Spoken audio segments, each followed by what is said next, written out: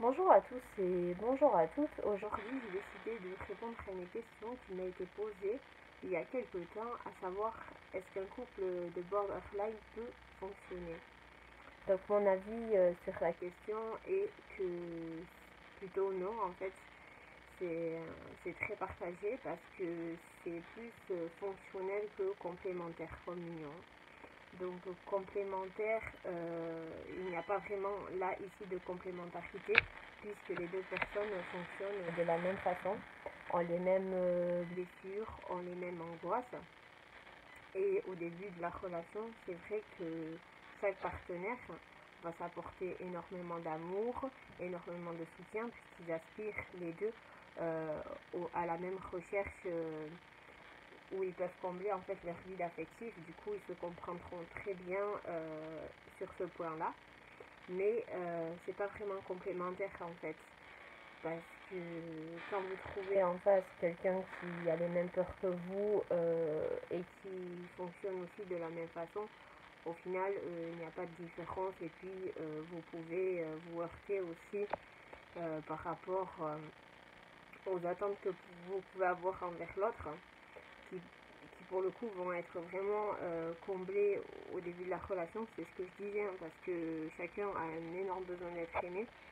Donc effectivement sur ce côté-là ça va marcher, mais il y a toujours cette peur de l'abandon qui va surgir.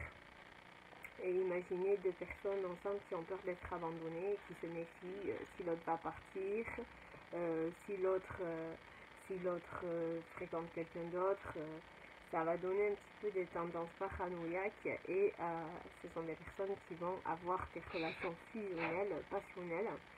Et en général, la fusion et la passion, ce sont des sentiments qui peuvent mener à des relations toxiques en fait. Hein. Parce qu'à force de trop s'enfermer, on finit par se perdre soi-même.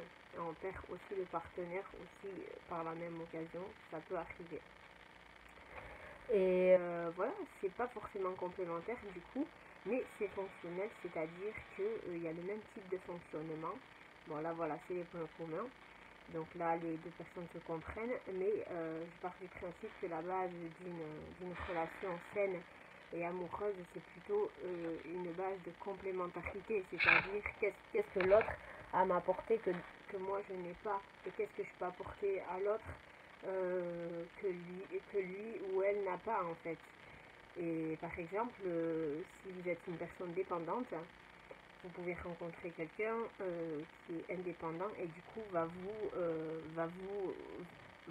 pas faire voler de vos propres ailes, mais va vous initier un petit peu à l'interdépendance, à aller vers la liberté, à ne plus dépendre des autres. Et si effectivement vous relationnez avec une personne borderline comme vous, il va y avoir cette dépendance affective partagée et ça va être particulièrement compliqué de s'en défaire. Donc voilà, j'espère avoir répondu à votre question. Je dis pas que c'est pas impossible, hein, c'est tout à fait possible, mais il faut que les deux personnes aient travaillé en amont sur leurs blessures émotionnelles pour que ça puisse fonctionner. Bien que pour le borderline, l'idéal en fait ce serait de trouver un partenaire rassurant, mais pas dépendant affectif non plus. Hein. Sinon là ça va être une relation toxique, puisque la passion, les relations intenses, la fusion, c'est beau début, c'est passionné, mais en général ça mène à des relations assez malsaines, hein, puisqu'on s'enferme dans la relation. Et voilà, l'idéal en fait c'est vraiment de trouver un partenaire complémentaire qui va répondre à nos besoins et dont on pourra aussi répondre à ses besoins en retour. Donc voilà, n'hésitez pas à me poser d'autres questions, je me ferai un plaisir d'y répondre. Bonne journée ou bonne soirée.